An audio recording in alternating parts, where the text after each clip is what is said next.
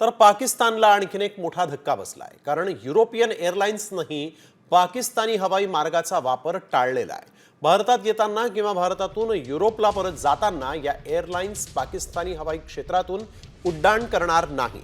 Lufthansa, British airways तसंच Swiss तसंच ITA या एअरवेजनं हा मोठा निर्णय घेतलेला आहे। फ्लाइट ट्रेडर 24च्या माहितीनुसार 30 एप्रिल पासून हा बदल दिसून येतोय। 2 मे पासून लुफ्तांसा, ITA एअरवेज आणि LOT पॉलिश एअरलाइन्सनं पूर्णपणे पाकिस्तानच्या हवाई क्षेत्रातून उड्डाण करणं थांबवलंय।